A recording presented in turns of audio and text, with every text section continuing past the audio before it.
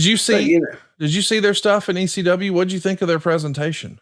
Yeah, I found the Dudleys to be highly entertaining, and I thought that. So you take what's the big kid's name? 911. I like 911, but then I discovered he didn't know how to do anything but a choke slam. Right. Then you have the Dudley Boyz come in. You got Big Dick Dudley and Spike Dudley and Sign Guy Dudley and Dances with Dudley and Studley Dudley and But the most entertaining to me was stuttering Bubba Dudley. Yes. When he would cut a promo and somebody knock him in the back. But I'm going to take you and I'm going to take you behind the fence. I'm going to do this. It was entertaining.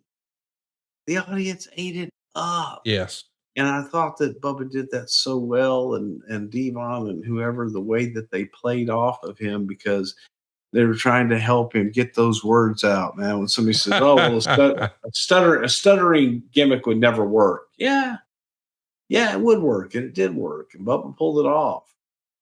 To me, that was the endearing Dudley. Right. To me, that made me want to help him, root for him all that much more, because I knew that, okay, man, he's fighting to get this out here. He's emotional. I'm gonna get boom. Get a drink of water right now. It was entertainment.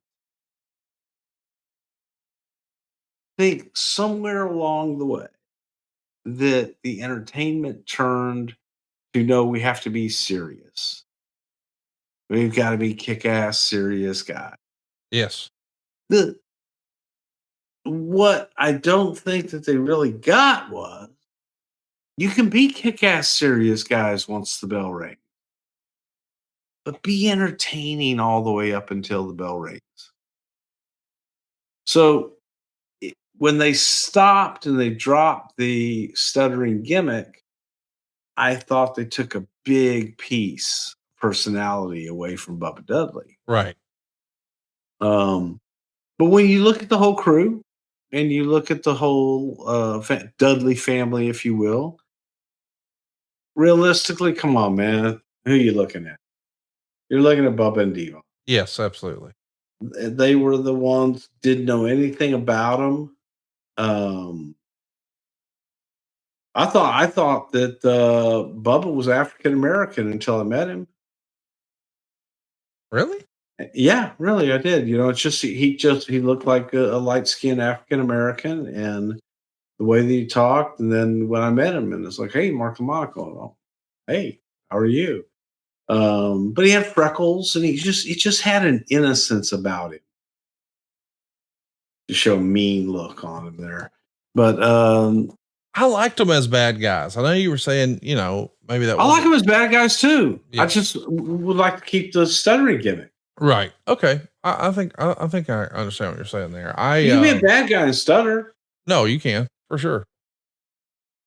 The bell rings, you're an asshole. Is the first time, were you watching tapes of them back in the day, or is the first time you see them when they worked the Manhattan Center in '97 on Raw?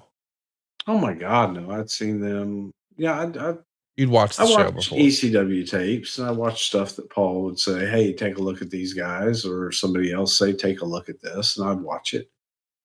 What I could get through. And the fact that I could get through one of their matches was, that in and of itself spoke volumes. What did you think when towards the end of ECW, when Bubba would go on these big tirades and sort of taunt the crowd and dare them to fight? That was old school, trying to get heat and rile up the crowd. Were you a fan of that, or not so much by the late '90s? Never a fan of that, because as soon as you do that, and again, you go back into legalities. As soon as you do that, you're opening up the floodgates. You have no defense. Your defense of, "Oh, he came in my ring and attacked me." Well, wait a minute. Did you just invite him in? Right. Yeah, you have no leg to stand on. And guess what? You lose every time. you lose. So I didn't think that that was the best thing to be doing in any promotion whatsoever, anywhere for any reason ever. Just not a good idea. Because as soon as you do that, man, I've sat in so many of those, hearings where, okay, does this case have enough merit to go to court? And they look at a tape and the guy's sitting there holding the rope open for a guy going, come on in, come on in. And the guy came and gets his teeth kicked in. And they say, oh, well, you're a professional wrestler, man. Of course, what do you expect? He wins all of his damages, plus punitive damages, plus that damages for you being an asshole and a dumbass for inviting him in the ring. Liability. It's a no-win. So I didn't. To me, it was old school cheap heat. Yeah, I would agree with that. Well, Bubba was also a big part of the behind the scenes of ECW. As I understand, he would help book buildings and things like that. Does any of that come up, like his sort of office experience, or were you guys just all into the character and, hey, we're all set there, we're just going to focus on wrestling? Does it even come up?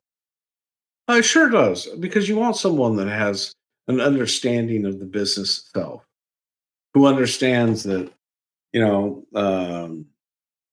maybe this happened, maybe it didn't, but it understands if Bubba rents a building and some other guy goes out there and does something stupid like that, Right. that it affects him. And guess what? He doesn't run the building anymore because they don't want the product.